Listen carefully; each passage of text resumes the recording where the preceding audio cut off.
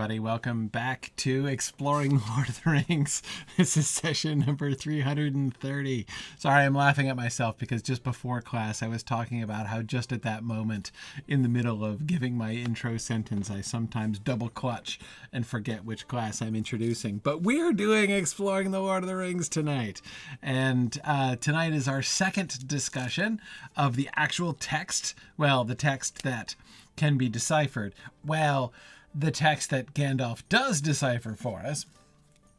And so we're at 2 out of 3. So I've got 3 slides, the whole discussion of the book in 3 slides. Today is slide number 2.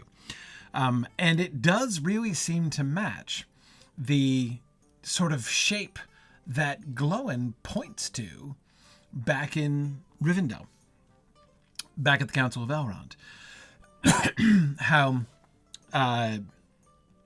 they had news from Balin for a while, and the news seemed good, that they had entered Moria and that they'd begun a great work there, and then they didn't hear from them again. And of the 3 slides that we're going to be doing, the first one, the one that we discussed last time, was the description of their entering into Moria and of Balin setting up his seat. The second one is going to describe, is going to hint at the beginning of a great work. And then we're going to see the downfall and why they didn't hear from them anymore. But before we begin, just a quick reminder that TexMoot is coming up. We will have TexMoot in a week and a half in Houston, Texas. Be really fun to see folks there again. I know several of you will be there. 2 Juice Man, hoping to see you again this year, as well as a number of other people who are here, who join me from the greater Texas region. So anyway, so that'll be great fun. After that is Willow Moot in Europe. Now, most of the Europeans are probably not listening live because it's like 2 o'clock in the morning or 3 or 4 o'clock in the morning over there. But nevertheless, I am delighted to say we're going to be having an event in their time zone on the 26th of April. Willow Moot over in Leuven, Belgium. That's also going to be great fun, and all looking forward to Myth Moot, of course, in June, and Mountain Moot in May. But first, Tex Moot.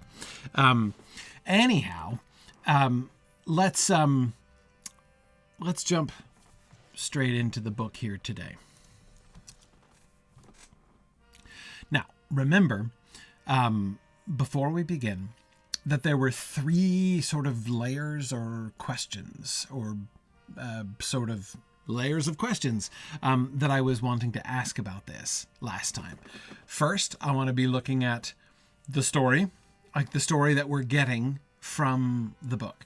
Second, I want to look at the way that the interruptions and things, what we can get from Gandalf's commentary on it.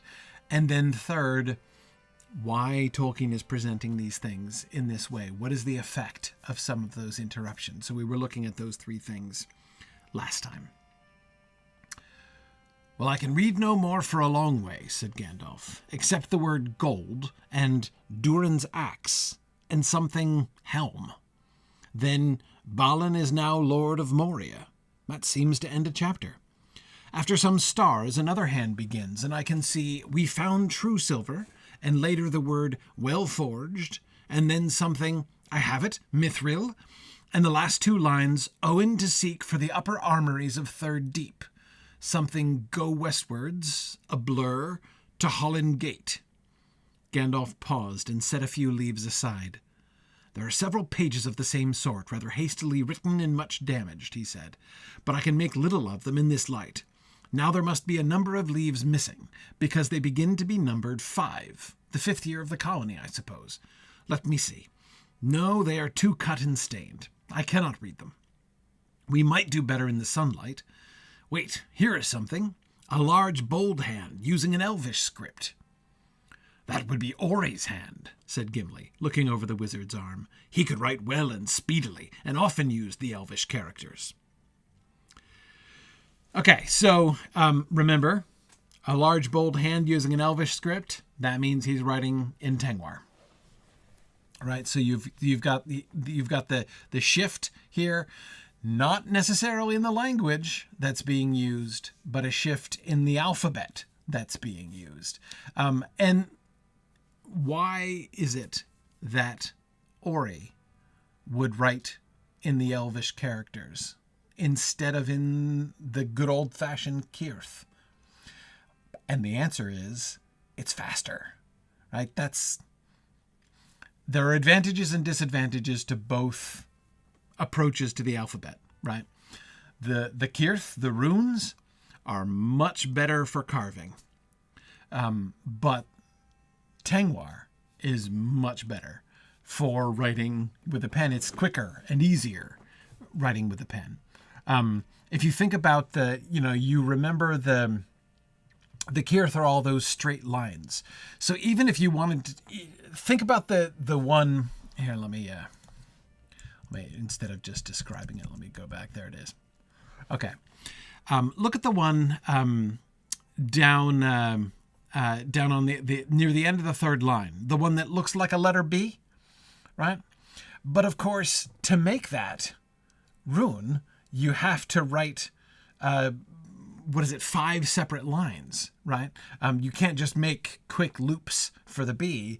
You've got to go, the downstroke and then angle, angle, angle, angle, right? Again, much easier to carve, way easier to carve. But it takes a lot longer to write. It is kind of like writing in cursive, JJ. At least it's like the difference between writing in print and writing in cursive. It's not an exact analog, but it's kind of like that. So it's certainly true that if you were wanting to write quickly with a pen on paper, Tengwar is going to be faster than Cirth for sure. Anyway, so whereas exactly, Ambrosius, you would not want to carve cursive into stone. You would not want to carve loopy Tengwar into stone either. Yes. Okay, so this is not just like some kind of keep going up. All right. This is not just some sort of weird, fixation of Ori's, right? He's not just some like elf friend dwarf or something like that. It's quite pragmatic. And I think it's indicative of this element of the two alphabets that Gandalf uses the word script to describe it. Whereas again, he uses the word runes. Again, it's the difference between writing with a collection of separate characters and writing in a script, right? Anyhow, yes, it is like knowing shorthand in a sense, Valori. Not everyone would know it. Not all dwarves would have bothered to learn Tengwar, right? To learn how to transliterate your language into Tengwar. But Ori found it useful.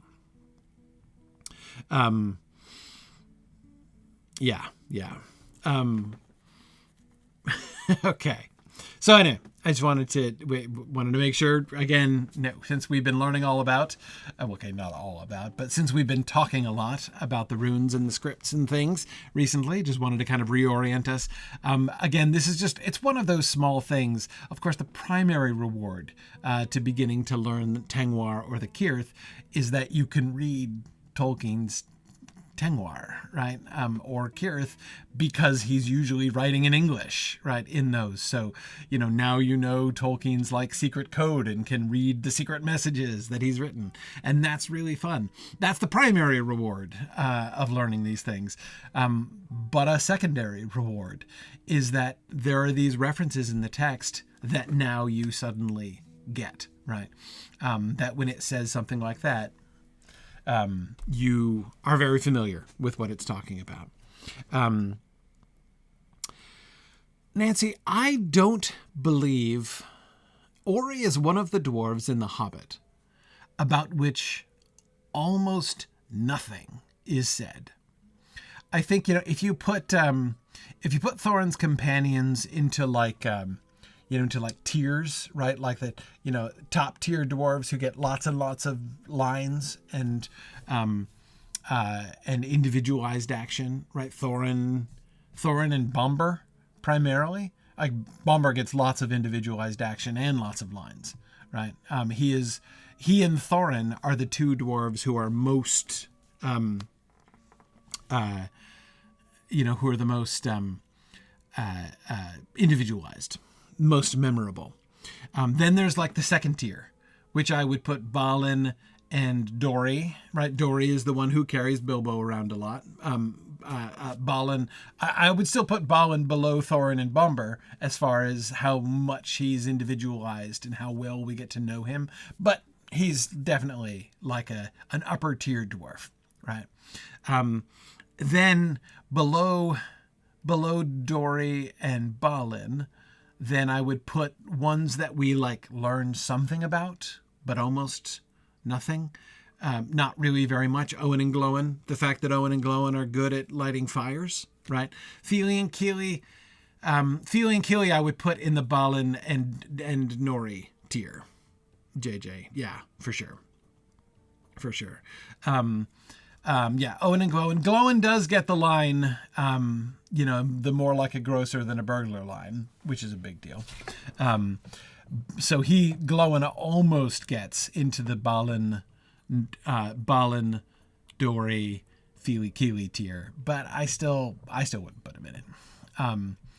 And then down at the bottom, you've got, the rest of them who are names in a list and who get almost nothing else.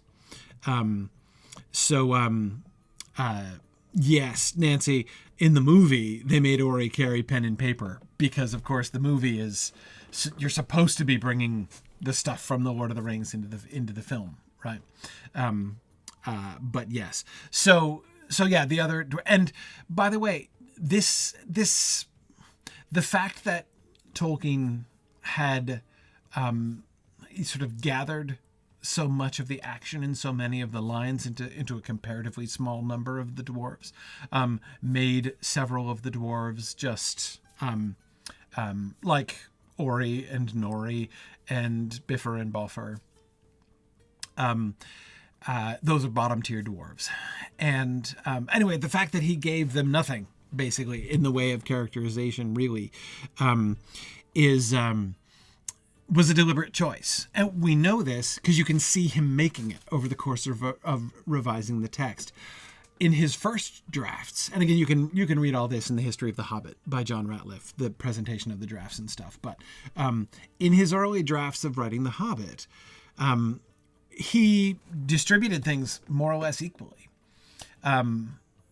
But then as he revised, there's a consistent pattern of him taking lines that he had, like Nori got some lines, but he took them and gave them to somebody else. Oh, Dwalin. I forgot Dwalin. I'm tempted to put Dwalin in tier 2 just because he shows, but I think he really should be in tier 3 with Owen and Glóin. He shows up first, which is a big deal. Anyway, so yeah, anyway, the point is Tolkien deliberately gathers together, he chooses to make a few of the dwarves more memorable rather than having all of the dwarves or, all of them except Thorin and maybe Bombur be like, third tier dwarves, right? He collected stuff. So he made Dori more prominent. He made Balin more prominent. But in any case, I'm supposed to letter tiers, not number them? I don't know there's a rule, JJ. Is that a rule? You can't number tiers? No one ever told me that. Where was I supposed to learn that? Who made that rule? Oh, an anime? Really? It's a millennial thing? Oh, yeah. I don't know. Okay. Yeah. Yeah. No. See, Little Room Johnny says you can only letter them since the Battle of Unnumbered Tears. Oh, that's the dad joke of the day. Oh man, that's really good. Okay, fair enough. Then in tier C is where I would put Dwalin with Glowin and Owen. But yeah, Ori is. So what we're getting here, notice we get two of them, right? We get Owen and Ori, both mentioned. Now, they were listed as dwarves who went along with Balin in the first place, right? And of course, we know that in theory, they're very important dwarves because they're members of Thorin's company. And of course, they all become very important and very prominent.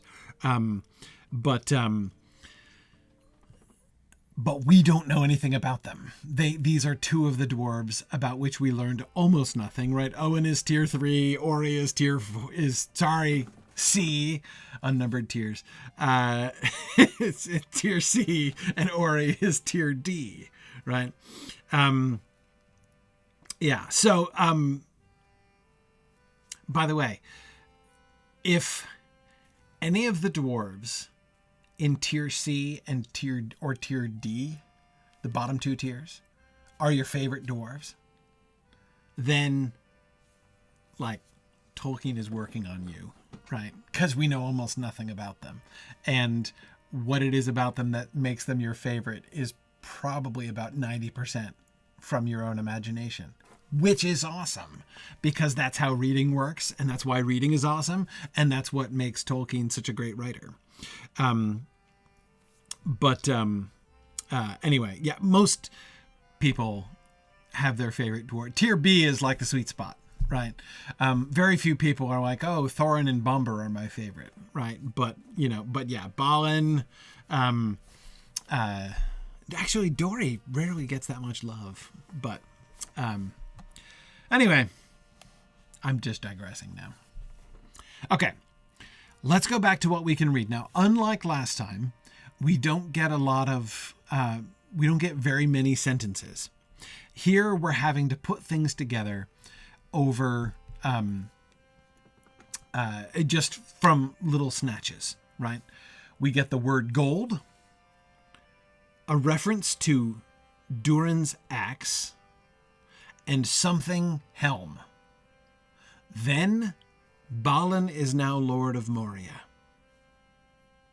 Then we found true silver, well forged, as a single word. And then mithril. So I think Gandalf says well forged and then something, I have it, mithril. So I think those are next to, like, he's interrupting himself, but there's not a gap. Well forged mithril seems to be the phrase. And then Owen to seek for the upper armories of Third Deep, something go westwards, a blur to Holland Gate. Okay, so what conclusions can we draw from the content that Gandalf has given us out of the book here? I think there's a bunch of really interesting things. Yes, King of Thorns, that is precisely the question that I find most intriguing. Why Balin is now Lord of Moria here? I mean, remember, we left... Oh, no, sorry, it's not backwards, it's forwards. We left Balin sitting on a throne. Balin has set up his seat in the chamber of Mazarbul, but apparently had not yet taken the title Lord of Moria. He's only Lord of Moria after, something involving gold, something involving Durin's axe, and something involving a helm. Apparently singular.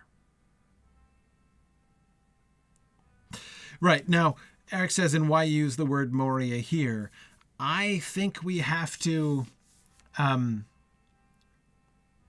once again go with, as we've gone before, and say that one of two things is either Gandalf is translating, right? Gandalf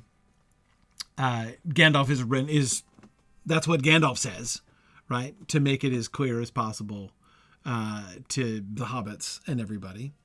Right. We assume the word as written was Khazad-dûm, and Gandalf is just saying Moria. Or, so either, because it's got to be one of three things. Either, whoever it was who wasn't Dori, right? We don't know who wrote this. All we know is who probably didn't write it, right? But in any case, either the dwarf author called it Moria, which seems really unlikely, or Gandalf is translating it as Moria, or Frodo is rendering in his account of Gandalf's sight translation, sight interpretation performance, he renders it Moria.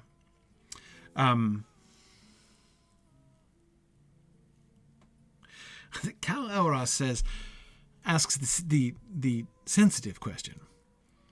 Can we entirely rule out that Gandalf isn't being racist against dwarves by constantly using the term Moria? Maybe Celeborn rubbed off on him.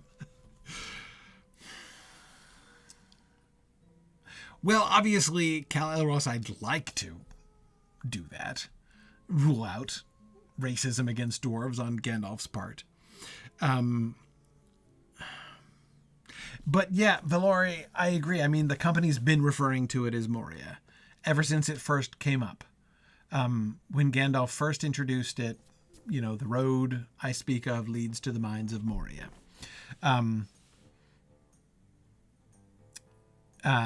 That's... Hang on, can somebody remind me? Does Gimli ever say that? Did Gimli ever call it Moria? Yes. Oh, shoot, that's later. I have looked upon Moria and it's very great. No, that was just recently. Yes, in Moria in Khazad-dûm is in the poem. Yeah.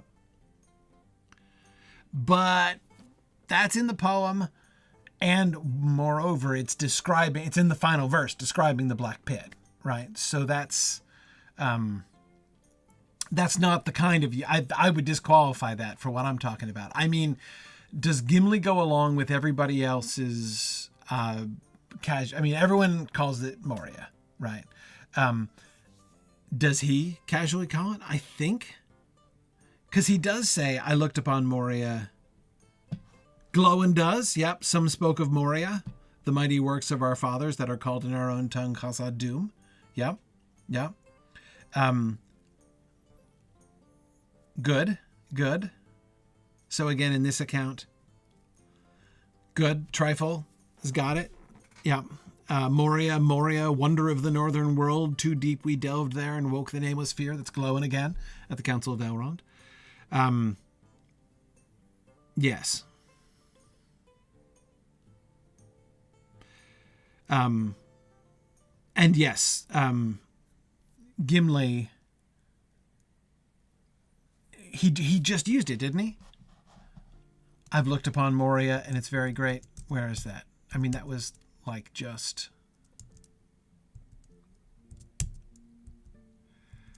Where was it? I doubt now. Yes, there it is. I've looked on Moria and it is very great. It's become dark and dreadful, and we have found no sign of my kindred. I doubt now that Balin ever came here. Yeah.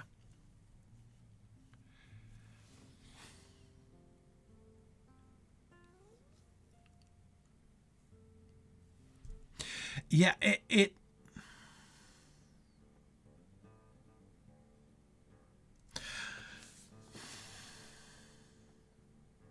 So there are a few possibilities here. Possibility one, the dwarves are never using it. It's just Frodo using it, right? Frodo is kind of normalizing. Because, everybody knows that when you're writing a story and you're talking about the place and it's the same place, right? But sometimes you use one name for it and sometimes you use another name for it. That's like confusing to readers, right? So perhaps Frodo, in, anticipatory sympathy for future readers of the Silmarillion, and showing that he got the memo that Elrond or whoever it was who compiled the Silmarillion did not get, right, is making it all consistent, right? That's one possibility. The other possibility is that the dwarves themselves are actually using it, which seems very likely. And so, yeah, I do think that that's very likely.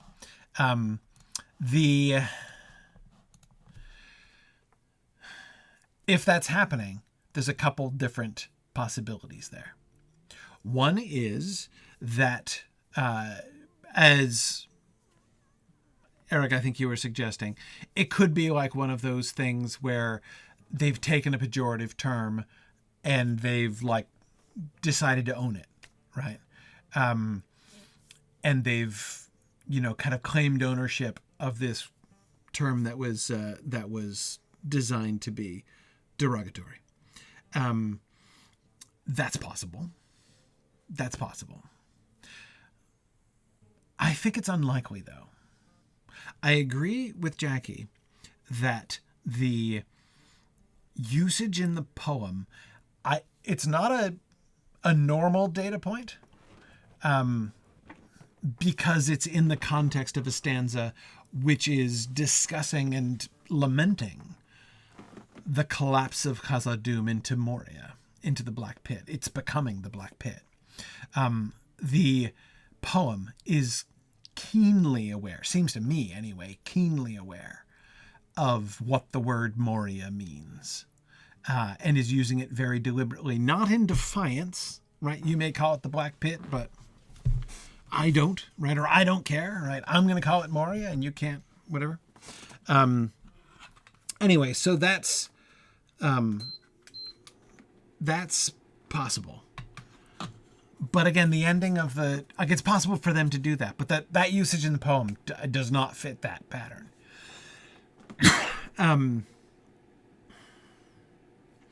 Yes, Nancy says, to a dwarf using the term in their own tongue, saying Khazad-dûm would be seen as impolite in mixed company since everyone else calls it Moria.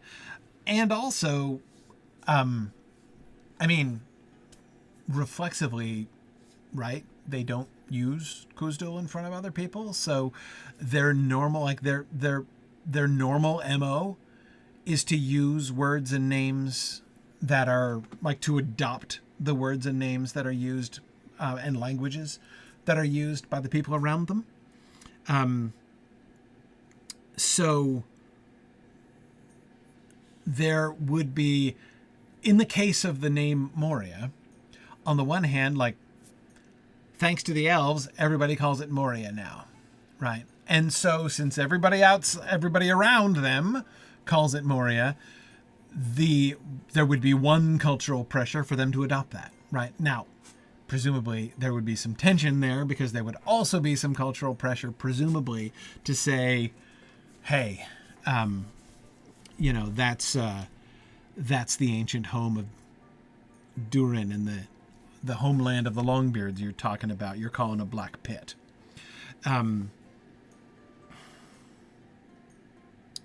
Yeah.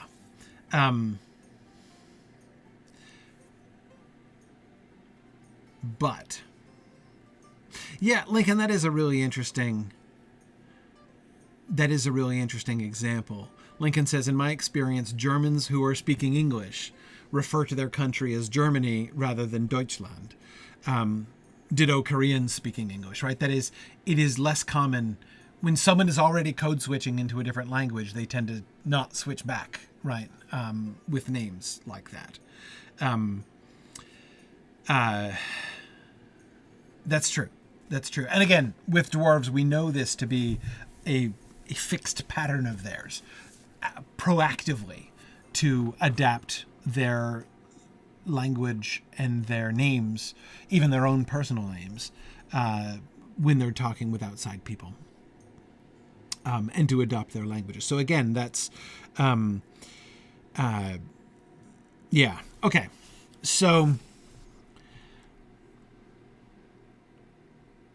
it wouldn't be that weird. But again,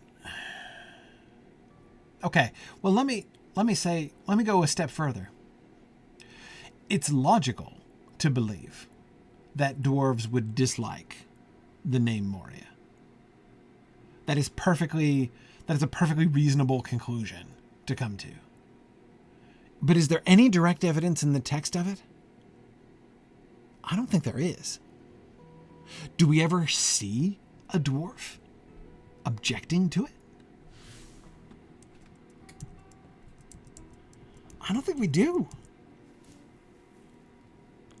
I don't think we do.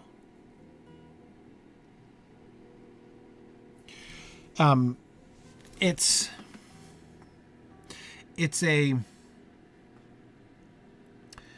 a fair, but I don't think it's simply a matter of like taking a pejorative term and owning it. They do like the dark for dark business. Yes.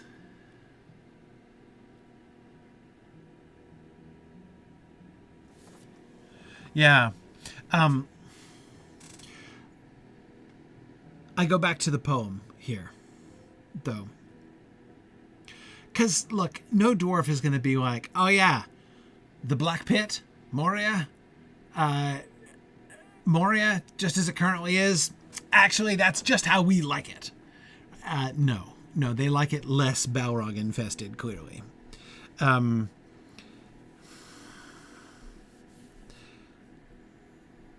Yeah.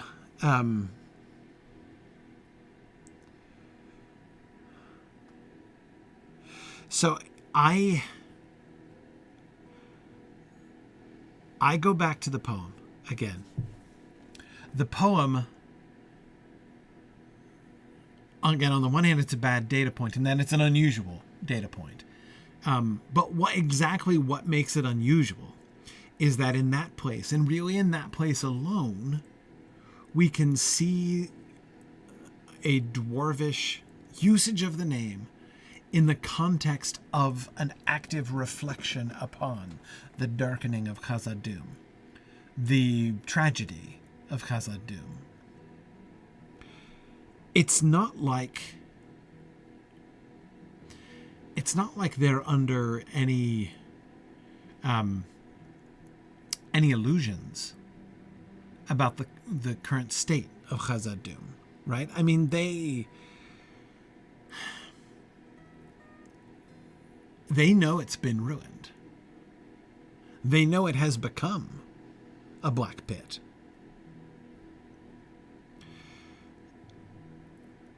And so, like, the elves aren't wrong to call it the Black Pit. Probably not but remember also when we were talking about this, was that here? Was that somewhere else? I think it was here.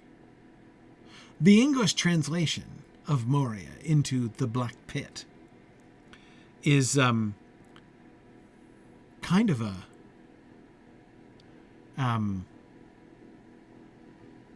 translation from a certain perspective, right?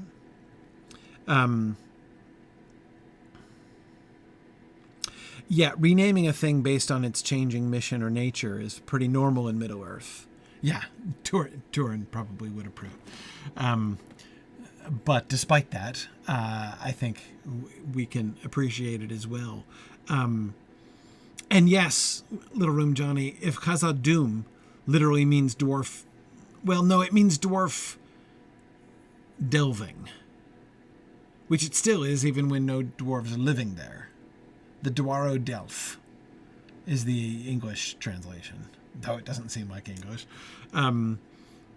Yeah, the delvings of the dwarves. It's still the delvings of the dwarves, despite the fact that it's now, infested with a Balrog. But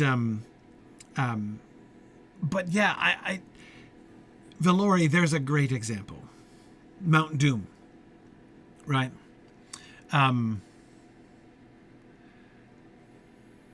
Mount Doom gets its name after Sauron moves in, right? Yeah. Yes, Blood the Inspirer in the poem, they say, in Moria, in Khazad-dûm.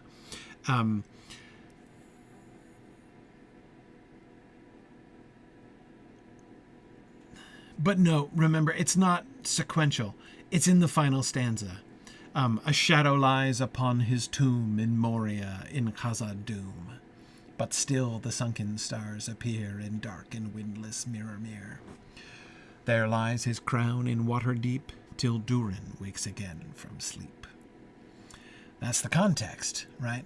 And so in Moria, in Khazad-dûm, shows that the arrow, because that's the transition into hope.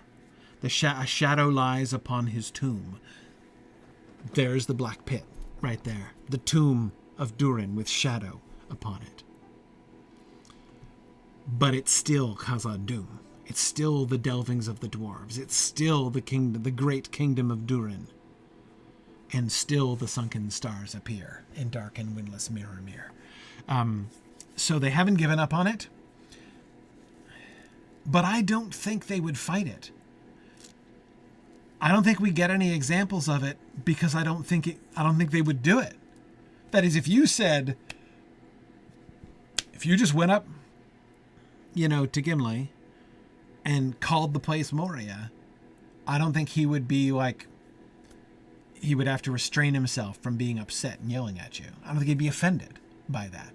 He calls it Moria too, because it is Moria. It is the Black Pit. It won't always be. And the fact that Balin is called... yeah, exactly, JJ. If there were any response, it would not be, it's not Moria, it's Khazad-dûm. Instead, it would be, one day, it will no longer be Moria. Yeah, I think that's the sense that I get. They embrace the fact, it's fair, it's true. It's fallen. It's dark. It's lost. But it won't always be. That's the hope that is inspiring Balin's whole expedition, isn't it? So, I think it's possible that they're actually writing Moria in the book.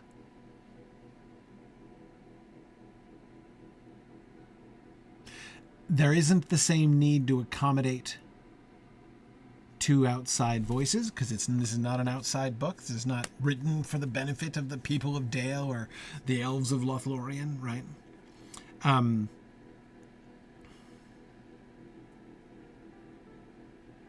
Yeah.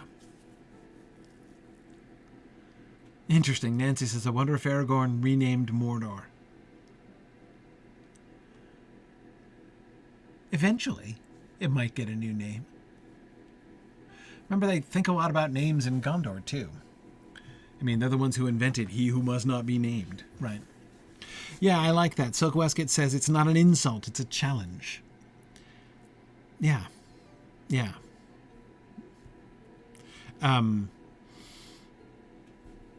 Yeah. Anyway, okay. But notice, not only is Lord of Moria being used in the book, it's being used as his title. If we're right, if this theory is correct about the dwarves accepting, even adopting, the name Moria, so long as it remains the Black Pit, this is sort of conspicuous, right? Because Balin and his company have come to, or troop perhaps, we talked about their numbers last time, Balin and his cohort, right, have come to Moria because they have hope. They have hope that the time is now when Moria shall become Khazad-dûm again. And yet, Balin is not here being called Lord of Khazad-dûm.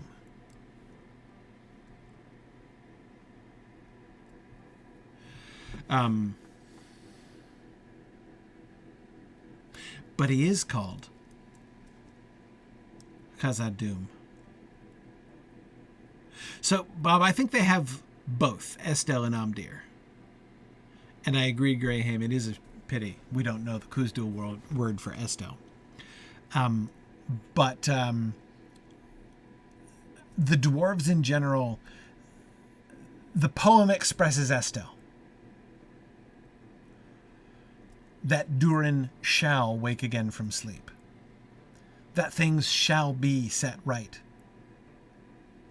And so it is.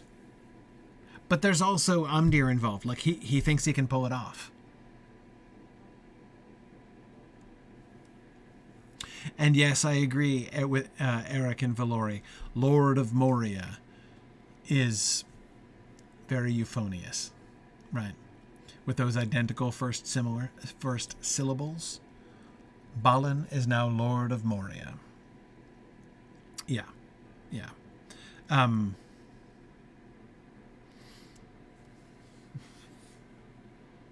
Anyway.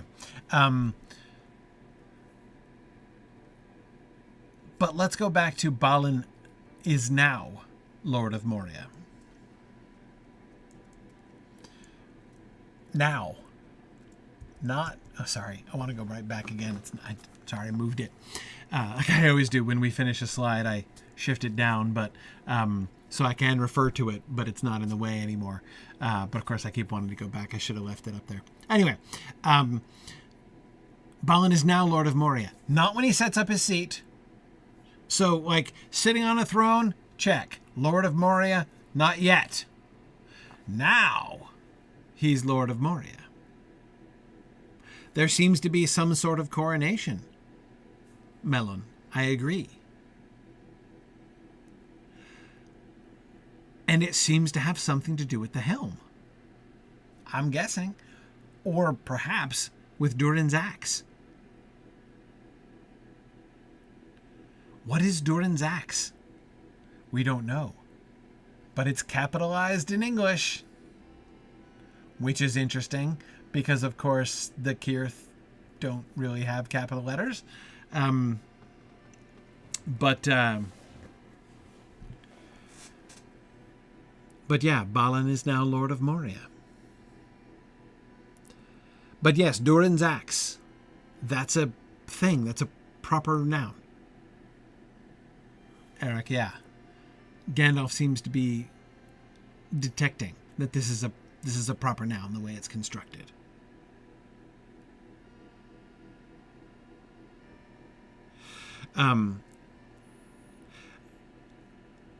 A steward can only be appointed by the king. Well, but he's not a steward. He's the Lord of Moria. I don't think there's any reason to believe that Balin, if Balin's mission had been a success, if he were still alive now and ruling in Moria somehow, I don't think he is going to be still owing fealty to Dane. I think he's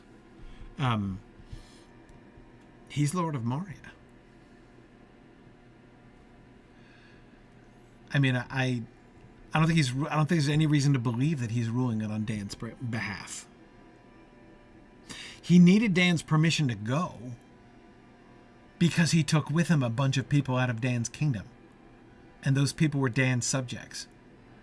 And they have unkind words for people who convince a large portion of very important members of a nation to defect to a different nation, right?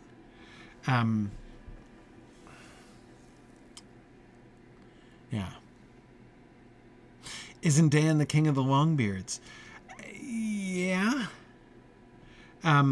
He's the heir of Durin. So, Luke, this is one of the things that I think makes this expedition strange. And also why he would have needed permission. It is weird. It's weird that the king of the Longbeards, the head of the Longbeard families, the head of the Longbeard clan, is not the one trying to reclaim Moria. And yeah, it's going to be all manner of awkward. So what happens? What happens? He rules and he's like, yeah, but this is... So what? He sets up Moria. He establishes the kingdom. He reconquers Khazad-dûm.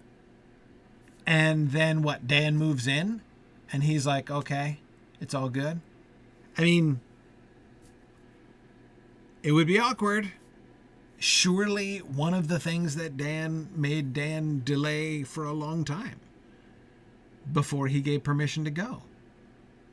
Because it creates short-term problems in the case of the people that he's taking away with him. But it's also surely going to create long-term problems. Long-term awkwardness at the very least.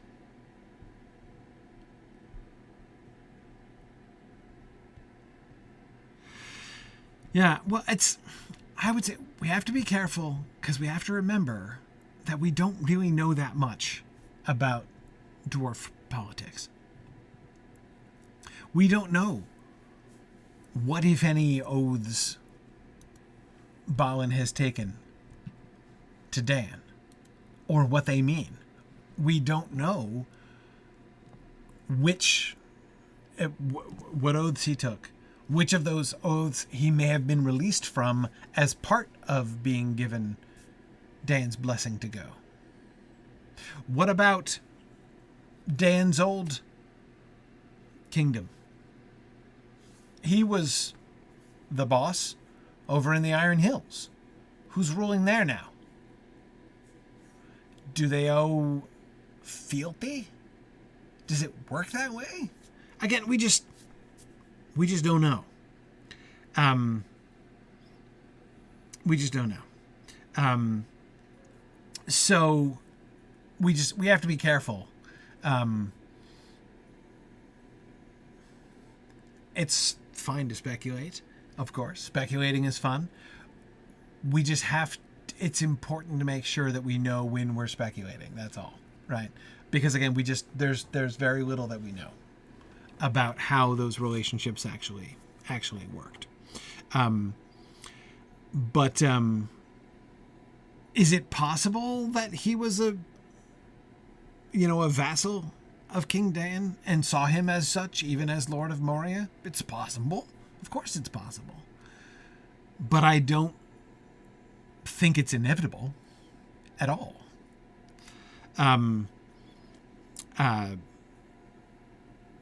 Yeah. Anyway, in any case, it's going to be sticky. Can you imagine what the followers of Balin would think if after Balin and they had reconquered Moria and reestablished the lordship of Khazad-dûm, if Dan waltzed in and is like, hey, thanks guys, no, really, I appreciate it, but I'm king here now. I've come back to reclaim my throne and y'all are going to hand it all over, right? That's it could work, but I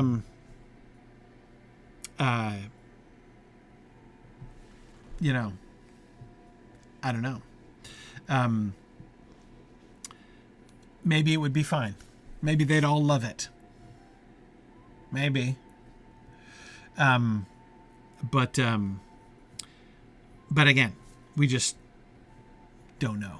Especially since, yes, Bob says Balin and Dan are third cousins for what it's worth. Yeah. Yeah.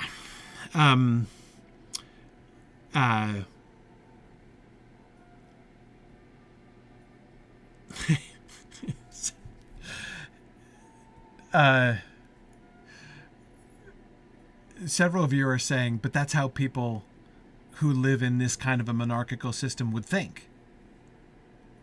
Except if you actually study history, right? There are lots of examples of people who lived in monarchical societies actually not being cool with this kind of thing. But yeah, Durin was called the Doors of Durin, Lord of Moria, on the gate, right? So Balin is taking Durin's title here, which does not suggest to me vassalage, to be frank. And what's more, I come back to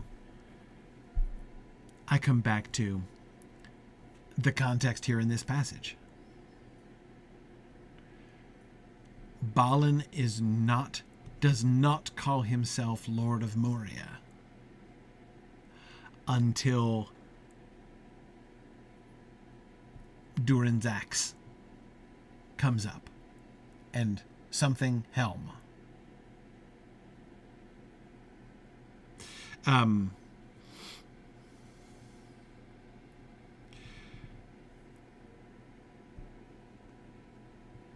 Yeah. Aranos suggests Balin's plan was to retake Moria. Step 1. Step 2, bring out undeclared heir named Durin. Step 3, appoint himself regent. Hey, you never know. That's a playbook that's been run before. Yeah.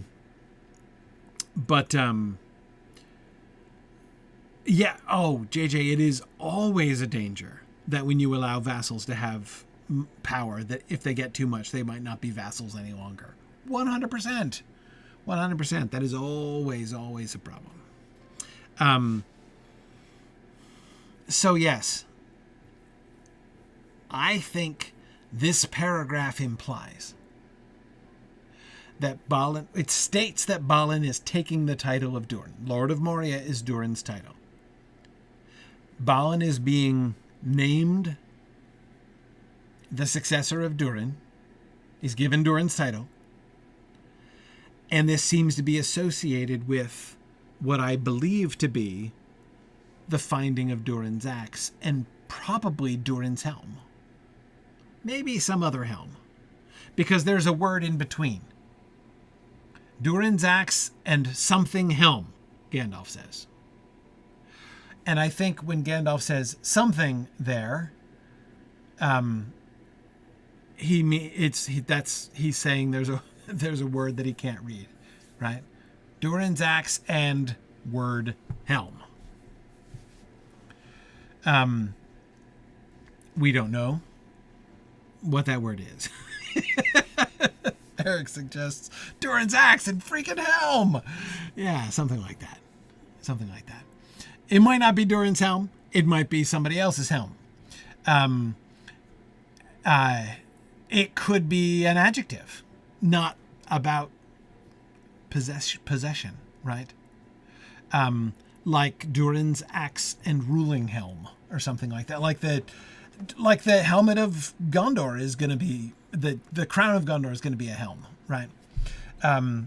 Maybe Durin also had a helm crown or something.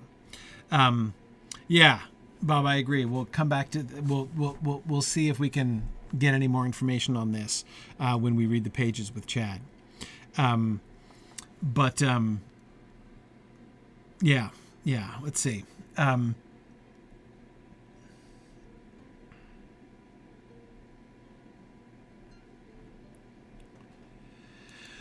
So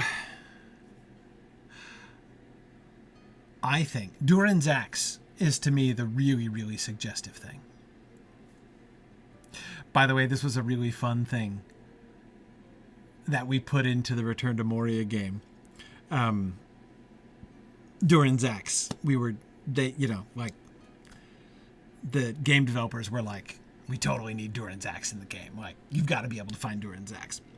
And I was like, oh yeah, totally. You got to be able to find Durin Zax. And they had this idea, and I really loved it. It's a little spoilery, but it's a game that's been out for a long time now. So like, spoilers are whatever. But they put a twist into Durin Zax. And the twist that they put into the game is that Durin Zax is not a battle axe. It's a pickaxe. That is to say, it's not a weapon, it's a tool. And they did that because it's part of the history of Khazad-dûm that they were sort of fleshing out in their world building in the game, that there was this progression from dwarves as primarily miners and craftsmen, and that they became increasingly warlike. And the warlike dwarves are not always good dwarves, right? It was part of the decline, not exactly like Feanor making swords, right? In the Noldor starting to make and wear swords in Valinor, not quite as extreme a statement as that, but kind of in that direction. Anyway, so yeah, it was in the game they decided that Durin Zax would not be a weapon of war. Well, it's certainly true that a pickaxe could be a weapon, Jackie, but then again, so can a toaster, if you wield it properly. Yes, it's true. Gimli's battle cry is the axes of the dwarves. Absolutely. Because Gimli is a late generation dwarf, right? There's a long history of warlike dwarves, but Durin the First. Again, this is in-game world building, or for the game world building, perhaps I should say. The idea was that Durin the First was not a warrior, because there was no need to be a warrior. The dwarves became more warlike. Because you'll remember, what does Tolkien say about the dwarves in Appendix A? That they were a warlike people who fought not seldom among themselves. And that's not a great thing, right? Anyway. So I believe that the text is linking Durin Zax and whatever the helm is to Balin being named Lord of Moria. Note that it's been a long time. So he sets up his seat in the Chamber of Records, in the Chamber of Mazarbul. And then Gandalf can't read anything for a long time. So much time is passing. Years are passing. And he sees the word gold. So there's mining, presumably happening. Mining or treasure discovery, one or the other, right, is happening. As well as probably the discovery, the finding of Durin Zax and something helm. At which point, Balin is named Lord of Moria, and that ends a chapter. And then, in the new chapter, we found true silver. And later the words well-forged mithril.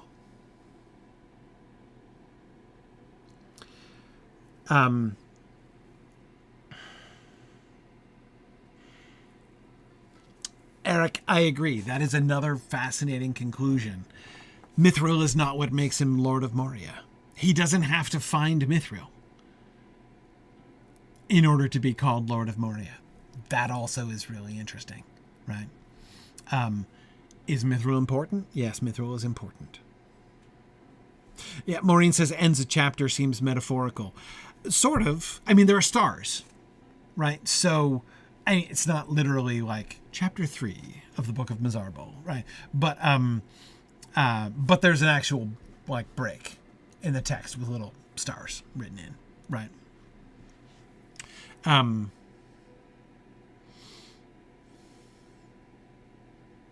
Yeah, Eric, that is exactly the impression that I get.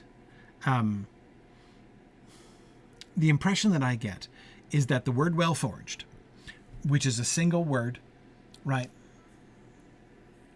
and is almost certainly, I would say, Gandalf sight translating a word which basically kind of combines those two things, right? But I agree. Eric says it sounds like a term of art that had specific, specific criteria for master craftsmen. Yeah. No, I think they would know what that meant, right? Yeah, it is, Nancy. I agree. Probably a common adjective in Khuzdul. They probably use it metaphorically, I would imagine, right?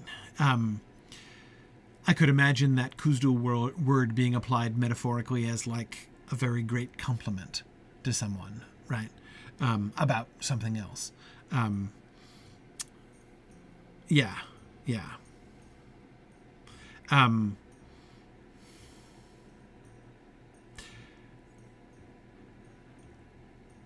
Well-forged mithril.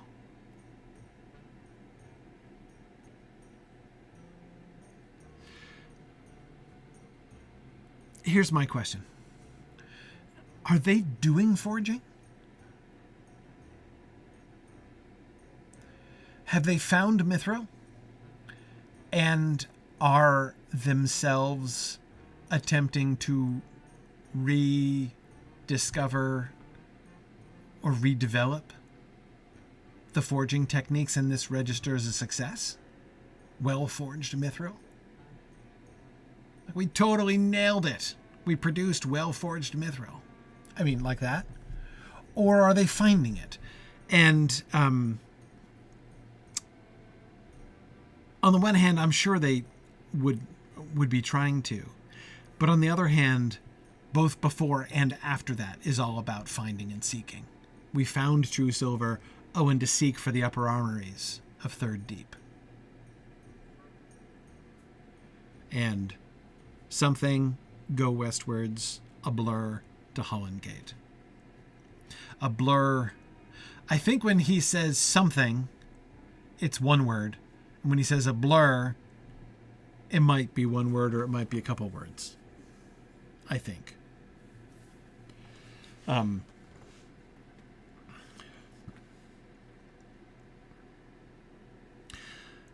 I think the upper armories of Third Deep.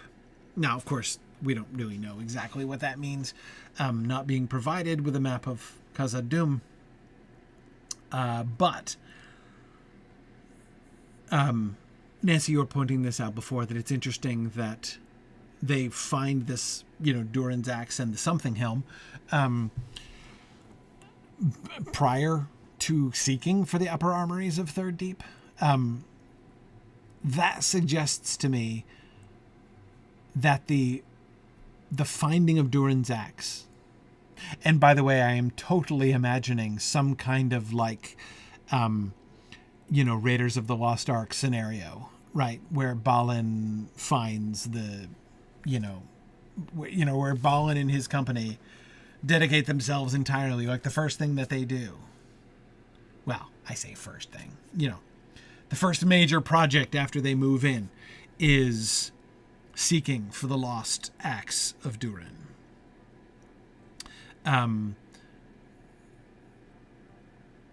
Even apparently before they seek for mithril. And yes, true silver is a common name for mithril.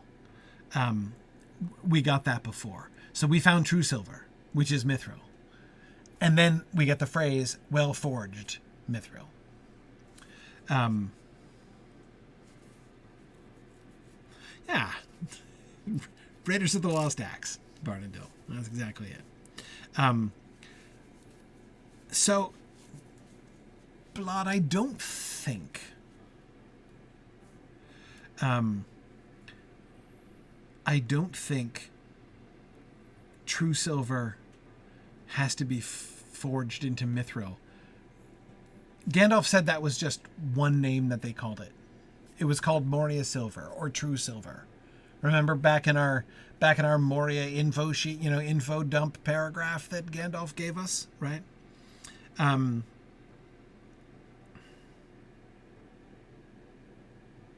So yes, I think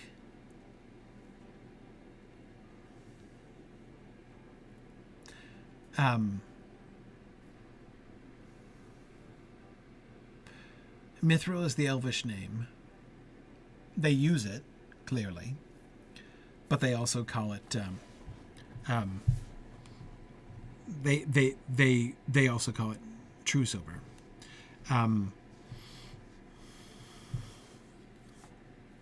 So I don't think true silver is becoming mithril.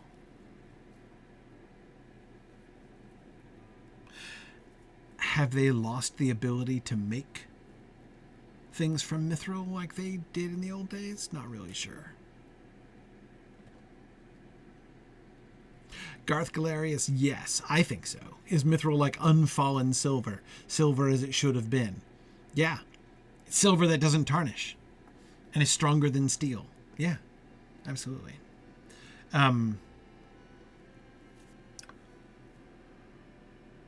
There is a gap. We found true silver, and later the word well-forged and mithril. And the last two lines, we don't know how many lines, are between the well-forged mithril and Owen to seek for the upper armories of Third Deep. Go westwards to Holland Gate. This is... yeah, Jackrabbit, I come back to this. We had talked about this in the mithril paragraph. Jackrabbit is just quoting.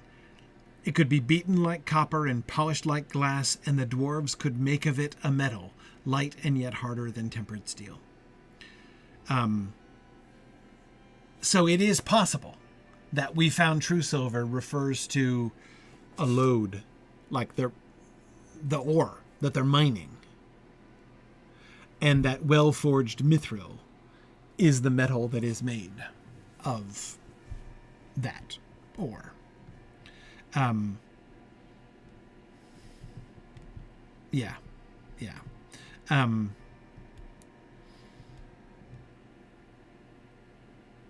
It's possible.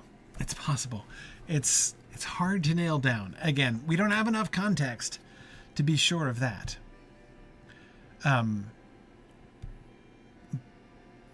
But here's one thing. I think Owen to seek for the upper armories of Third Deep. Go westwards to Holland Gate. I have a question about where this stuff ends here, where that passage ends. Is this a sign of increasing necessity? Are they under threat? Are things getting worse? Are they seeking for the upper armories of Third Deep? Because is that an act of desperation? Are they going westwards to Holland Gate to find an escape route? That's possible, I think. But I incline against that. For a couple reasons. The primary reason, yes, Stunduck, that's it. It's all still in year 3. There are still a couple years before the trouble really comes. So we know that they're going to go to Holland Gate to try to escape later. And so it's tempting to read that back into this as well. but I think the context here is fairly clear. So instead of being signs of incipient danger or signs of increasing desperation, I think these are signs of expansiveness. The upper armories of Third Deep does not sound like the quest for the something helm, right? And, the Raiders of Durin's Axe, the Raiders of the Lost Axe. That sounds like expansion. Go westwards, something to Holland Gate. Sounds like a desire to reestablish that, that route, so that they can now, as if they're planning on trading in both directions. Now that they've found true silver, it's time to start some traffic again, right? So yeah, I think that's why, in my slide title, I was calling this section the high water mark. And remember what Glóin said, that Balin had entered Moria and a great work, and had begun a great work there.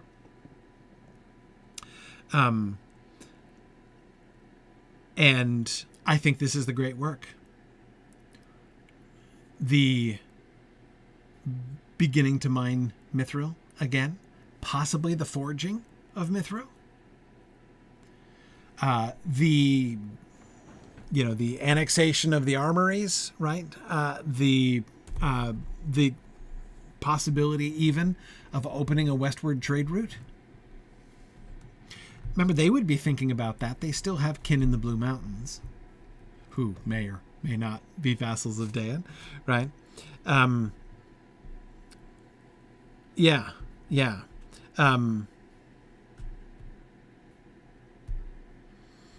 I think everything is getting better and better and better. And Gandalf says there's several pages of the same sort, rather hastily written and much damaged, but I can make little of them in this light.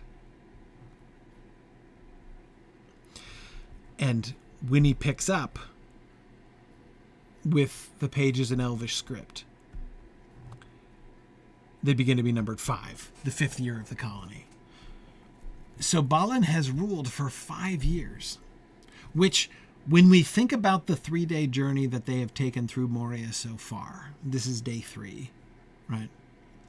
The first day leading up to the Chamber of the Crossroads, where they spent their first night, for the Chamber of Crossroads to the 21st Hall, and now the morning after the 21st Hall. When we think about their 3-day or 2.5-day journey or whatever, 2-day journey so far, when we think about that journey and how frightening it's been and how uncertain it's been, and the drumming in the deep, if you just drop a little innocuous little stone down a well, right? It seems really an accomplishment that the dwarves, who did not sneak in, they fought a battle with the orcs in the valley. Another battle of Azanulbazar, which they won again, but this time even more emphatically thanks to Floey.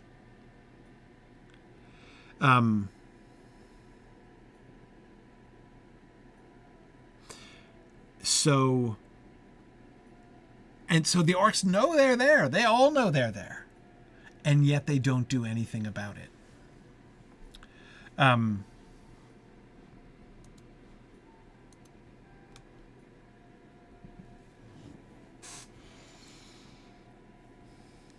It's a huge accomplishment, I think, by Balin.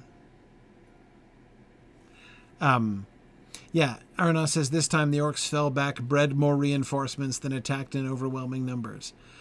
King of Thrones asked, is the Balrog just asleep this entire time? Really good question. Of course, it should prompt us to remember that the dwarves of Khazad-dûm lived in Khazad-dûm with the Balrog for years before finally abandoning Khazad-dûm. I mean, the Balrog makes a really uncomfortable neighbor. But at the end of the day, he's one dude. It's a big place. He can't be everywhere. And we don't know what's going on here exactly. There's another interesting fact to remember about the Balrog. We don't get much information about the Balrog. By rights, we shouldn't even be talking about the Balrog yet. But since it's come up in the context of Balin, I'm getting out my copy of The Return of the King, which is delightfully see-through in front of my green screen. I'm looking at Appendix B, Tale of Years. Go to the Tale of Years, and you look for when the Balrog woke up in the first place and attacked them. Do you remember when that happened?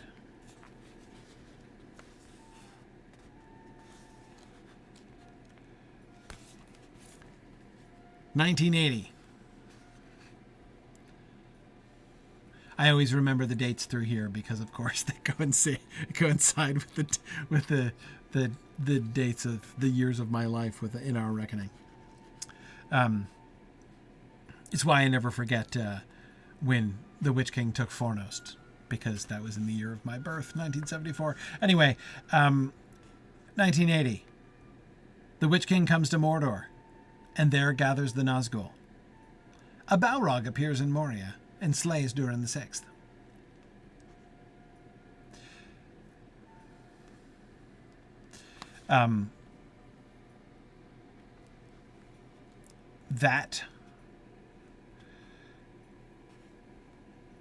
The Witch King's activity in Arnor and Mordor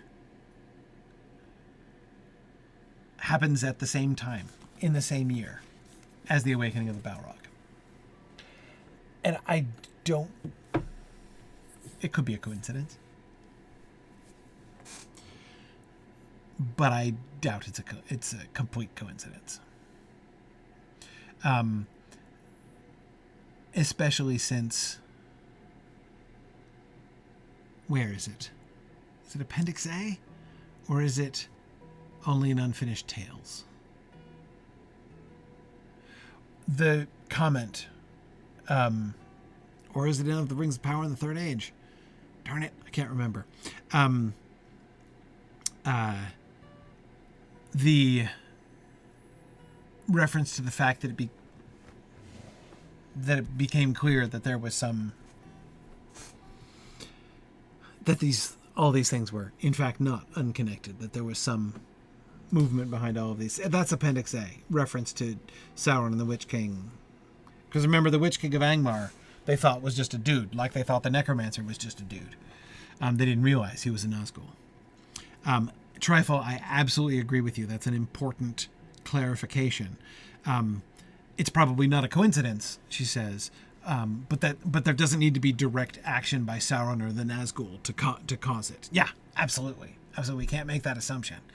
But at the same time, I think it's also probably not a coincidence, right? Yeah. Yes, he's just this guy, That's it. That's what they thought. Anyhow, so for whatever reason, whether it be for reason of strategy or whether it be for some other reason, did they catch him in the middle of a multi-year nap? I don't know. That is why the Balrog didn't mess with him. But it seems there's no chance, if the Balrog had been on his game, that he wouldn't have found out about them. I think napping is probably... I would vote napping, personally. But yeah, we don't know. But that it did nothing. That it did nothing for some time is, I think, pretty clear.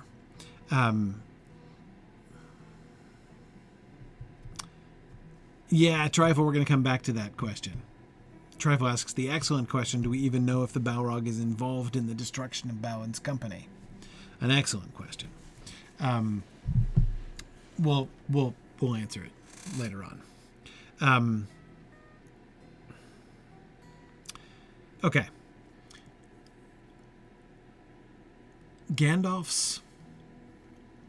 Let's see, we got to go here soon. We've talked about most of this.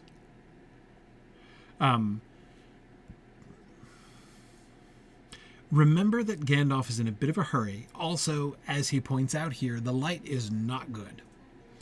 And anyone who's ever done manuscript work like this, anyone who's ever sat down and actually tried to piece out Tolkien's handwriting, for instance, when Christopher,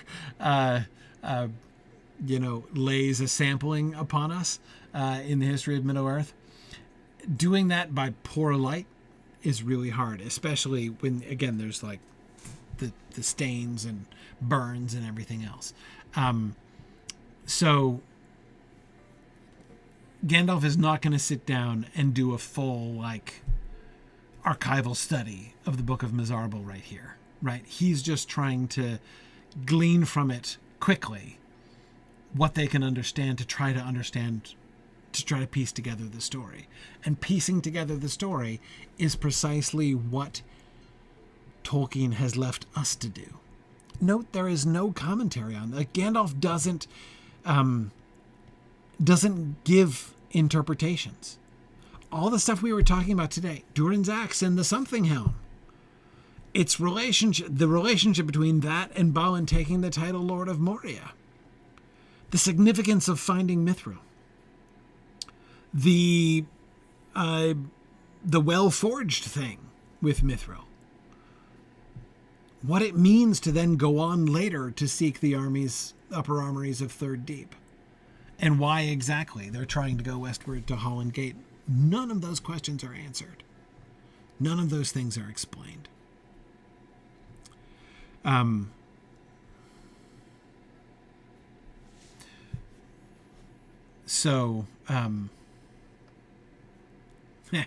Aranos is wondering if Tolkien had as much trouble with his own handwriting as Christopher did. I wonder. There are times when he seems to not be able to understand his own handwriting. Yes. There are definitely examples of that. Like of him putting a question mark over a word that he wrote. But anyway.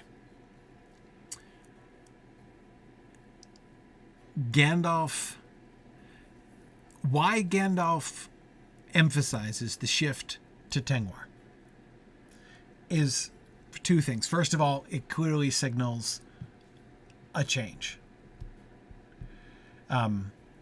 It's a noteworthy change. All of a sudden, we're in Tengwar. Also, you can imagine the relief of someone who has been squinting at these very difficult to make out runes. And now suddenly it's not just somebody writing in Tengwar. It's someone using a large, bold hand. Really easy to read, and therefore easier to make out even despite the blood stains and stuff like that. So he gets to a passage where he can read more and more easily. And then Gimli offers the commentary. That would be Ori's hand. He could write well and speedily, and often used the Elvish characters. And yes, Aranos, exactly as you say, unfortunately, as soon as he finds the part that's easier to read, he starts reading and immediately wishes it weren't quite so hard, easy to read, right? Doesn't really want to read what comes next, as he is going to point out at the beginning of the next passage. All right, well, we should stop there. It's getting late. We shall resume with slide number 3 on the final slide of the Book of Mazarbul next time. Time for some grim reading next week. I believe I should be able to be here next week. I have no reason to believe we won't be here next week. But and then the week after that, so probably 2 weeks from tonight, actually. 2 weeks from tonight, which is right after Texmoot, I'll be discussing and planning this with Chad at Texmoot. Anyway, Chad will come back in 2 weeks once we finish our discussion next week of the passage with the book, and then we will do some rune deciphering on our own, and we will read some more context here. All right? Thanks. We'll see some missing pages. It'll be fun. All right. Thanks, everybody. It's field trip time. Thanks for those of you who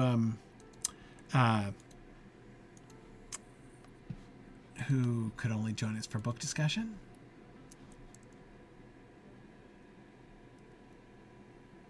And now I'm gonna crash my game as always. Good evening, everyone. Good evening, Balori. How are you? I'm doing all right. I mean, at the same time, though, you wonder if the other pages were very interesting at all, or if it was something like found a vein of quartz, tapped out after third meter. Yeah, no, exactly. It's one of the things about it's like that famous passage in chapter 3 of The Hobbit, right? About how times that are good to spend and are very little to don't make very good stories, right? But make uninteresting reading or something. Yeah, exactly. Much of the first 5 years undoubtedly would have been kind of boring and certainly less pressing, right? Than their what comes later, right? The actual description of the downfall. So yes, he's skipping. He does say that he can't make it out, right? That he's not only skipping it because it's dull. But is yeah. your avatar in here with us, or? So nope, I'm back now. I was okay.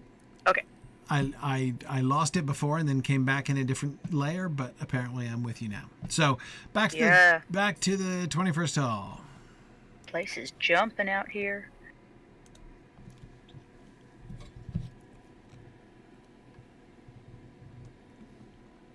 Righty. So one thought I had about the use of Moria also is we have to remember this is being written for Westerners and primarily hobbits. Well, the book itself is, right. Yeah. Yeah. So I wonder if he just used the word that they would be familiar with. Well, see, so that's the like Gandalf or Frodo translating version, right? That either Frodo renders it Moria throughout because it makes it simpler for people, or Gandalf is using that when he's sight translating from Khuzdul. One or the other. Or Frodo changing it in his adaptation or remembrance or something. Yeah, one of those, just to keep it consistent. One of those two things, and I think that is possible. All right, so we should head back to our stable master friend, our now unnamed stable master friend. Wasn't it? The time has come to drive forth north from our kingdom. Before it was the Eastern Crossroads, as I recall. Yes. Okay, Eastern Crossroads. So yeah, it's I think that it's definitely possible. I mean, I don't think we can rule that out. But at the same time, again, this is the thing that I was just realizing in class tonight for the first time. We don't have any evidence that they object at all to Moria. We never hear a dwarf objecting to it. Yeah, I guess. I mean, as I said in chat, if like Sweden called America Stinkland, I'd be a little offended, but I get it. And I'd just, I'd go with it if I was talking to. Well, see, but that's a different spinster, situation because like that's like a political, that's like an assessment, right? Well, no, because sometimes we get named by other countries, and the people ask them first before they ask us. That's how we get Japan instead of Nihon. Well, yeah, no. I get that, but see, but this is different. It's different because of the downfall, right? I see. Yeah. I mean, it's again. The dwarves would look at Moria as it is now, and they'd be like, "Yeah, the Black Pit, like it's fair cop, like it is a Black Pit yeah. now. It has fallen from the glory of what it once was. Yeah, so I mean, it's like they themselves. No one's more aware than they themselves. Hang on a second. I think can we just look through this gateway because I think this goes into more the like next if section, Eric right? the Red had named it, Stinkland instead of Vineland. Yeah, well, no, but again, it's stepped not about a random name. It's about it's being called this to note what has happened. It's more like the downfall of Numenor and changing the name from Numenor to Akalabeth, the downfallen. Okay. Now they still call it Numenor. Yeah. Well, yeah, and we still call Pompeii. Oh, I love this room. I This room forgot is how the high up best. this is.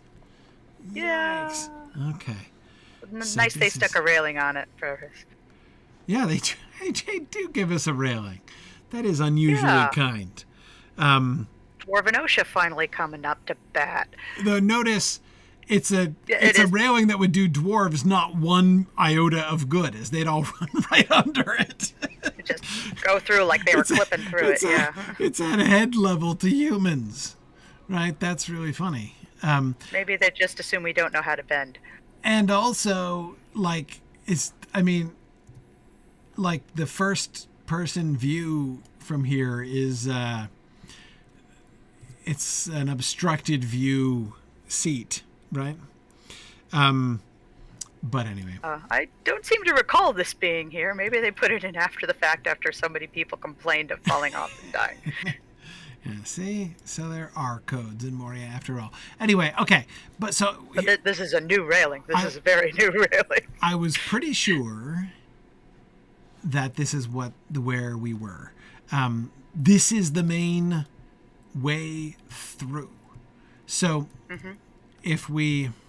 So remember how Gandalf had just said that they have to go. Okay, wait, no. He's not said it yet. Sorry. He said he thinks they have to go down, that they're still up above the gates.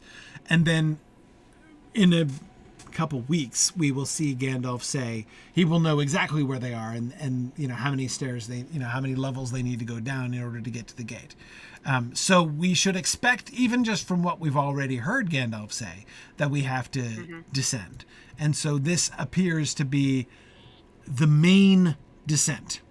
Because remember, if I'm remembering correctly, right up these stairs, and so it's really, we get this big, hang on, before we leave, because when I leave, I don't reckon to come back today, because we're not exploring down here today. I just wanted I just wanted a glimpse. Too much. But, anyway, what's interesting to me is that we get a descent, but we do not get a descent in like steps and steps and steps, like straight down. Like we get this, and now let's bring you to a scenic overlook of this hall with its really interesting, like octopus, like tentacular roof vaulting, right? And then to get down, you've got to go around sideways. Right, you've got to go. I know it's silly, but the design of the trees here remind me a lot of what sort of an intermediate art student would draw for trees. Somebody who knew that there are bits that come out of the trunk, but like wasn't exactly sure how or why. Well, it's very Menegrothy. Anyway, we'll talk about it more later when we come back and do a more. Okay. We'll, I'll weigh on the tree room later. We'll sort it out. But yeah, no, it's really cool. What I'm just thinking about here is I'm thinking about the way, right? I'm thinking about we've been following, though it's not been our dominant path, but we keep coming back to this central road from the west gate to the east gate, right? And what I find particularly interesting about this is the route that because again, remember we just had, it was just right up here. I'm going to mount up. Yeah, the big parade route. The parade route, exactly. It was just right up here that we got that, like, let's welcome foreign dignitaries route, right? Well, this is still a pretty impressive room, but I can see, yeah, there's no parade route. It just sort of stops and you have to sort of crab walk sideways. Yeah, exactly. What you're presented with is not a fancy road, but a big fancy room that you are given lots of opportunity to admire from many levels as you wind your way down, right? And you've had to work your way up here from the ground floor. I wonder if there's any like side chambers off here, like refreshment areas, or like we saw at the front near Holland. Right. Yeah, yeah, because this is the main step up. So this is our reception theater down here, right? Yeah. So yeah, that they'd have to come up here and then around the corners. Yeah. Okay. Now, one thing I wanted to do today is explore off to the south, because there's stuff to the south, right? Up to the south. What has roots as nobody's feet? Yeah. Okay. Well, there's spelled like road. There's goblins living there. Well, it's spelled like roots, like roads. Right. R-O-U-T-E-S. What has roots as nobody sees? Yeah. Exactly. The answer is Moria. Oh well, this is interesting. You can't get there from here. Nope. That's a nice little ankle twister. Okay. Nicely done. Wow. Okay. All right. Oh, I'm so good at timing my jumps properly. Oh, yeah. I have sucked at platform games since 1984. Okay. I still suck at platform Yeah, games. me too. Okay, so here... This is the old stonework again, like in the outside. Yep, definitely old stonework. The orcs were barring some of those ways through. So we had to jump there because we couldn't go through the other doorway. Okay. So they were... And then here's another entrance out. Yeah, this is the upper catwalk area, I think, isn't it? Yeah, exactly. So these are places that are meant to have... Like, this is another one of those places where you come out and you just get a nice view, right? A nice view from a distance. You couldn't actually see the floor. You can't see the procession from here. But you can still come out and, like, behold the wonder and probably hear the horns. Well, you can certainly hear them from there, but... okay. The other side, the symmetrical northern side, was that hallway that we got to. Remember, we came out of the 21st hall. Yeah. Right, and then we turned right, and then we went down those big stairs, and then we turned up into that north hallway up there. So this is the symmetrical other side of that. And where do we go over here? What's over here? Well, I mean, I know orcs now, but I'm ignoring them. They're just modern furniture. Oh. The mid-Moria tile here. Mid-century Moria. Yeah. It's right. It's the later tiling. Yeah. In the floor. Just like that one neighborhood that was like they were working on it. Yeah. And there was either a cave-in or they never finished or something like that. Yes. Look at all the statues around this room. What was this place? So this is the answer. This room is what's down here. Because everything else is just passages leading here. So what is this? It's a hallway as far as I can see, but I don't see any recesses for a door or an apartment. No. Well, it's just not being able to see it statuary. is. Yeah, but the statuary makes me think there isn't any. Auru, I love this theory. Auru's theory is this is a feasting hall. Oh, yep. Extra lighting, ways for servants to get up and around the tables without crossing over. Right? You could have long tables extending down this entire hall.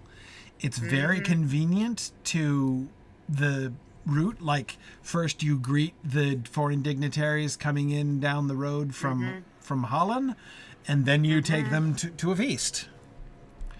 I still think there should be a place for them to freshen up, though. Unless they've already done that before the big parade and entry. Well, there might be. I mean, the ways in here are... Whoa, what is this? There's a gated off area over here. Is that in the It's at the end of this alcove over here. Alcove, yeah. Yeah, you exited but without going in it. Back towards the feasting hall. Yeah, I'm in the feasting hall, up in the east side. Okay. At the very end of the alcove, there's this gated area. It almost looks like a screen. Oh, yeah. Could be our rest area. Nice little privacy screen. It is fancy. Completely blocking the way unless this is a do not enter sort of dealy bob. I wonder if this was a gate of some sort. Or a vent. They'd need a lot of air ventilation around here this deep in. Stunduck is right that if there were a feast hall, there'd have to be a kitchen. Oh yeah, maybe this is the kitchen entrance. That would also explain why they need this big a shaft and a vent. Need air circulation with smoke. Yeah, and there's nothing over here. It's like turning on the fan over your stove. Right. Yep, I see. And then there's... Let's see, does this go anywhere? What's down here? No, it's not an entrance to an instance. You can see a bit of rock texture past there, but nothing much. Okay, so maybe it is like a giant, like a roasting pit or something, like the whole thing is a fireplace. There's this little recessed area in here. Yeah. It would be a little bit funny if the shrine to Sauron is been set up in like, the place where the bread oven used to be. The grease trap. Okay, and then here is the easternmost entrance. Because this way, this is the main hallway, right? The main side hallway right off of the... Yeah. Yeah, because here we've got the other entrance. This is the overlooks, just like on the north side. Yes. Yeah, and there's the stable master right there. Right over there, yeah. I'm not over there now. I'm just sorry. I'm just looking around, trying to make sure I'm understanding that. Is that a pit? Or is that water? I think it's water. Yes, I can see the reflection. I think I missed the water bit. Sorry, yeah, I took a side turn.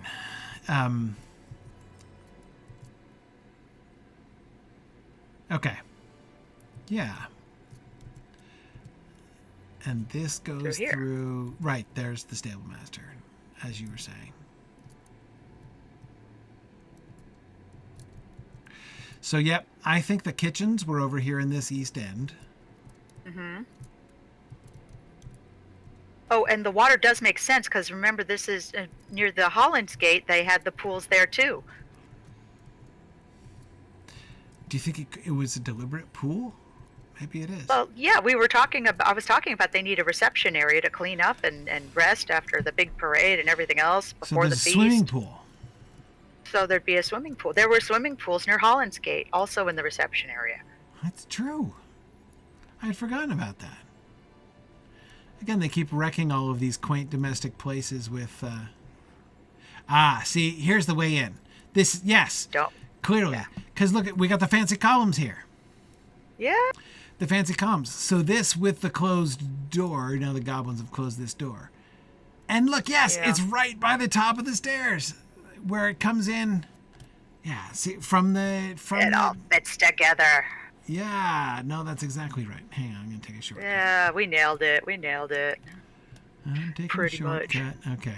Yes, because this is the way up right here. Uh-huh. This is the way up. So you come up from the reception, from the reception theater is down those stairs. And then you come up like, come right with me, Mr. Celebrimbor. We shall go this way. Right through the fancy columns. I know the way. Ta-da! Yep. right into the reception area, and then you Yes. find a swimming pool for your convenience, and decorous like changing stuff over there. Meanwhile, up right by the stable master, this over here through the doorway and out, this is the servants' entrance.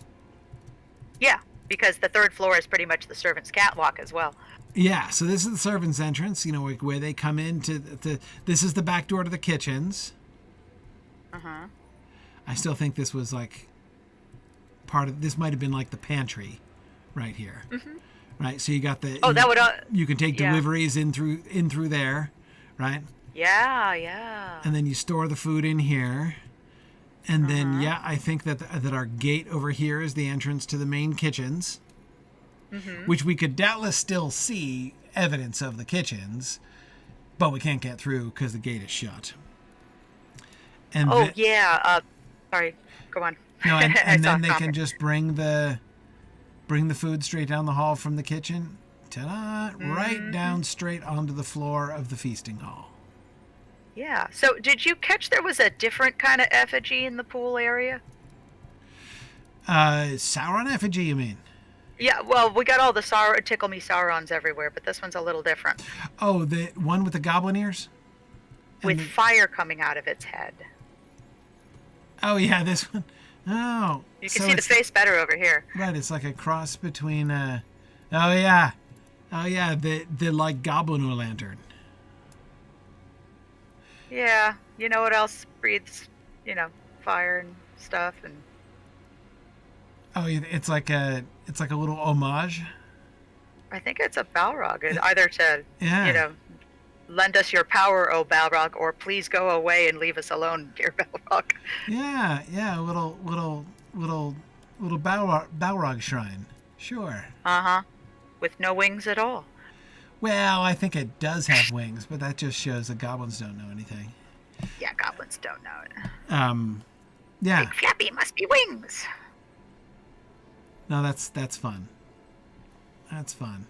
Anyway, so JJ said he found another room. A room to the south of here? Or sorry, it's not south, it's west. Apologies. Oh, west. West is different than south. Okay, got it. Okay, so no, this comes around to the Ilex. The other entrance. Yeah. Okay. So hang on. So by the pool, you say, Jay?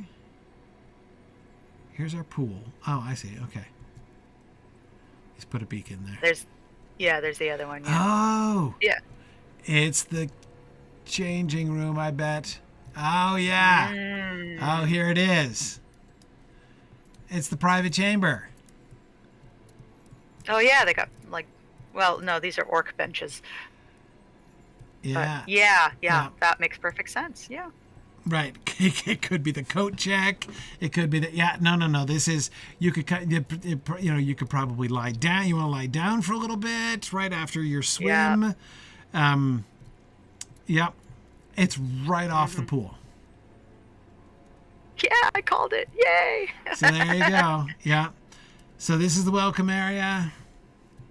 Yep. You can. It's got a little grill over here. You can put your stuff. It's in. Babby time. Put your stuff down here. That's a pretty good grill. I'm not mad at that one. That's some goblin, very ingenious goblin, had a hand with that grill. Oh, and it's got a little. Yeah. They're drying meat on the one side, and there's a place for cooking it on the other side. Like there's some Gordon Ramsay goblin in here. Yeah. It's raw. Well done.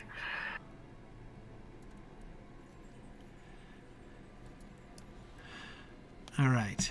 Now, I think we totally got it. So, feasting hall, reception area for foreign dignitaries, quiet room here with the swimming pool for their convenience, for their bathing convenience. And then you retire around the corner and you turn left, not right. Because if you turned right, you get to the servants' area. So you got to turn left. So now you come out. Any sort of like known protocol for that. Yeah. Like dwarves always know that you go right if you're a servant and left if you're a master, or maybe the elves have it backwards or something. Or just little things that we take for granted in architecture, like traveling to the right or to the left, depending on where you're from. Right. Stately entrance into the hall, and we come not at the very end where the food comes in, but we come down here. So undoubtedly this was the head of the table. Down here, yeah, the lots of dignitaries... lighting in here too. Look how many braziers they have, and there's a few missing. No, it's great. So yeah, they would sit up here at the top of the table, which is also closer to the kitchen, so they'd get the food first. And then the tables would extend on down, and there are multiple entrances. You can enter at the foot of the table. That might be another servant's entrance. Let's explore. How clever to have all your light by the crystal, so you're not overheating the room. Oh yeah, no big bonfires necessary. Must be a nice change in summer. Let's see. Plus you get like that constant 73 degrees earth temperature everywhere. There you go. Be pretty comfy. Was it 69 degrees? I forget. No, so there's no rooms down here that look like servants' rooms or anything. So I think this is just like another entrance. There probably would have been like a fussy maitre d' dwarf down here, like directing traffic. Like, no, you go down to the third door. Your seat is number 47 on the left, you know. I'm sorry, this is only for S-tier masters.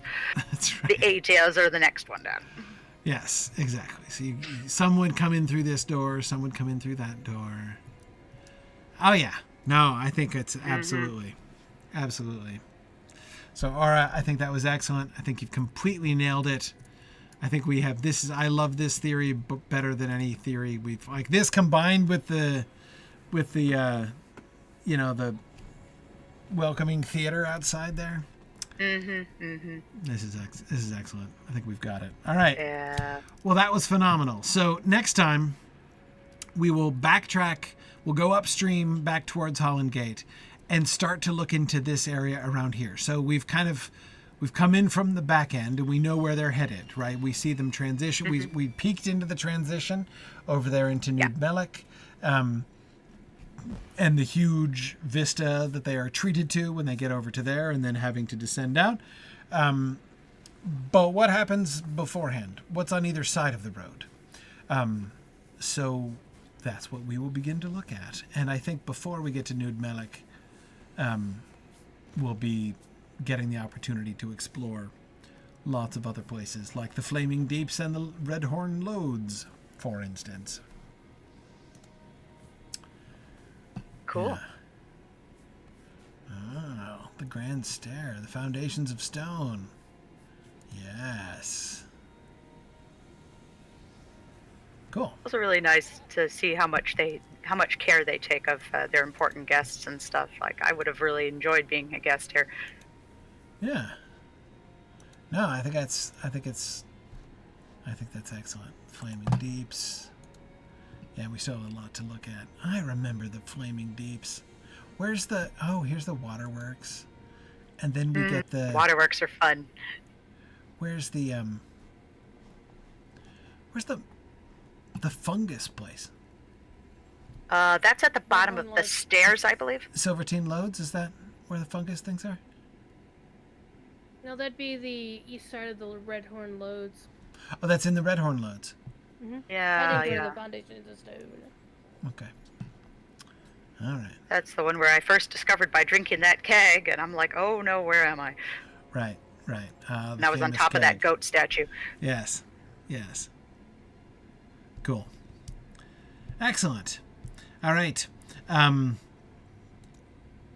right. Very good. Well, thank you everybody for coming and helping us to rediscover the feasting hall, the external guest feasting hall. Presumably there was another feasting hall that was, the private feasting hall, or the dwarves only feasting hall.